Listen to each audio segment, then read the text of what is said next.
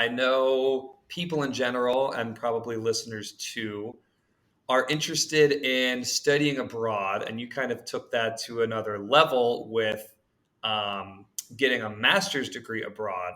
So, could you talk a little bit about that program specifically? So the whole thing was I had studied German in middle school and in high school, and then I didn't know really what to do from there with it. I went ahead and just went and did the minor in college because it covered a lot of my credits.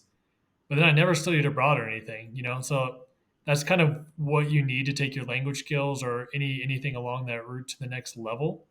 You know, True. you had Vlad on the podcast, and I'm sure everyone loves him. Um, we did the same pathway, and then he went abroad through his co-op or through an internship, came back and was like fluent. And I was like, oh my god, like where did How my obnoxious. yeah, exactly. I'm like, wow, I'm useless now. But I never got to have that experience in undergrad because I was kind of focused on graduating, which retrospectively definitely should have just taken an extra year like you all did. And so I missed out on what I thought was kind of a key experience, getting to be abroad for a period of time. So my whole thought process was trying to figure out like how to get abroad for an extended period of time. And I didn't want to just go do a backpacking thing for like a week. You know, that's kind of like the standard, oh, I graduated, let me go do this like backpacking trip. I wanted to actually like, yeah, nothing We can against have. that. Thank It's you very much. great. No, Encourage no, everyone I to do agree. it. But I want a little more substance with it. And so I was kind of thinking, you know, there's a couple of different pathways. One, you work for a company that lets you go abroad as part of that, but that's a pretty difficult gig. And to High demand. Yeah. right high demand, and then also usually that requires you to work at the company for a decent amount of time. You got to put in the legwork first before they'll invest in you to that degree. Hmm. And I was kind of like, oh, I don't know if that's going to work. It's not a sure thing. Who knows? And then the other path I saw was like grad school. Didn't have money at the time. You know, was like a normal American, had student loans to start paying. So I didn't want to go for a paid program. I found this program through the EU. I just did a ton of googling. I think like a month of looking for programs. Came across this program related to sustainability, which is kind of what I had figured out. I think we talked about like my junior senior year of college that I was interested in and wanted to learn more about. Hmm. So I found this program, saw that there was a scholarship associated for it with it. It covered sustainability, got me abroad, and was potentially free. So it's this EU sponsored program. The EU kind of puts money in several different buckets of things that they think are key, you know, key areas of investment for the future of society, right? So they had one You're for saying in university or more specific than that? so this is general, like they're funding education and Okay. initiatives. So they had this whole basically they had several different buckets where they had like a smart city thing, like the future of cities, right? They had climate, climate change. They had sustainability and energy, and they had I think like well, I guess the city one was kind of an urban planning, and then they had something else, right? Where I think education and then health, like Mm. increasing vaccination rates among low income countries, helping with like initiatives to just provide better healthcare access globally. So they had This these all falls buckets. under education. Education would be also kind of similar, where it's increasing rates of education among like the global poor. I guess would be the target of it. I see. So people that Okay. aren't in Western super, I guess, relatively developed countries with public education that's a part of daily life. So the EU has picked like 5 or 10 or whatever Right. the number is Key initiatives grand to initiatives, grow right? for their people. Okay. And so my program fell under that one of those buckets.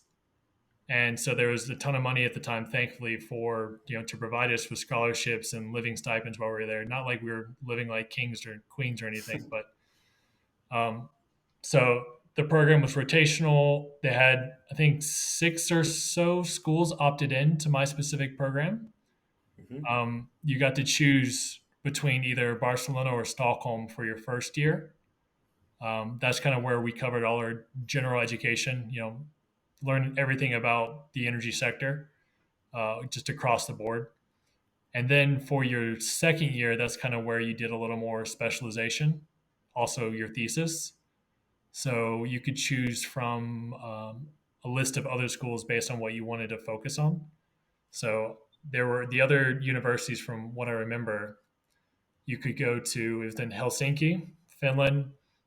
There was Krakow, Poland, obviously Barcelona or Sweden. There was Lisbon, Portugal, and then I think also I'm going to miss one. I know there were options. There was a school in France to go to, and then there was also Turin, Italy. Um, and so you could choose that. I chose Stockholm, obviously, for my second year, as we talked Obviously. about. And their focus was polygeneration. Did you choose it because of Stockholm or because of polygeneration? Both of all the categories, I thought that one was the most interesting. Polygeneration is really just taking one thing and making a bunch of different things out of it, right? So Okay. it's kind of like if you're familiar with combined heat and power, that's a form of polygeneration where you take natural gas and you're not just producing power, you're producing heat. Ah, But this takes okay. it to like the extreme where you can produce like 10 things out of it. Yeah. So how was living abroad for a couple of years in a couple different places? Yeah, it was challenging for sure. Um, I went over with like completely by myself, right? My crazy like horror story is actually, um, I didn't speak any Spanish. I learned German, right, for the past like 7 years, right, which or 8 years, whatever, which was really not useful in Barcelona.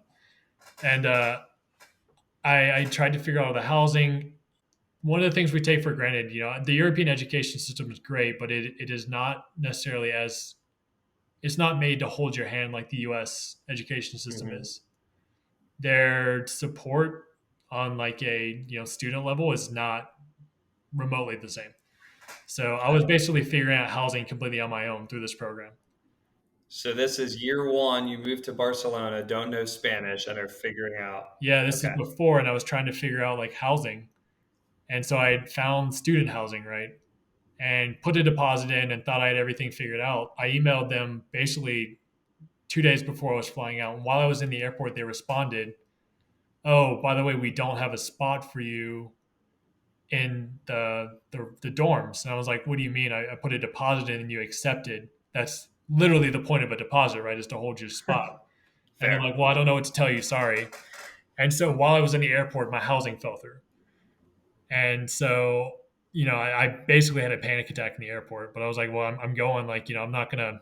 I quit my job. I was in the airport. I was packed up. I told everyone what I was doing. I was like, well, turning back and quitting now is not an option. No. So I went out there and I like found I'd never really been abroad. Like I said, I didn't know how to navigate anything. I'd never stayed in a hostel. Like I didn't know how to do anything. I was clueless. And so I just chose a hostel that was close to my university, which was retrospectively not a nice area. Again, Yeah. didn't know better. And I lived there for 3.5 weeks or so with all my stuff, right? In a hostel, I had, two suitcases worth of things that because I was coming to live and I was living out of a hostel for 3.5 weeks by myself. And thankfully, Yeah.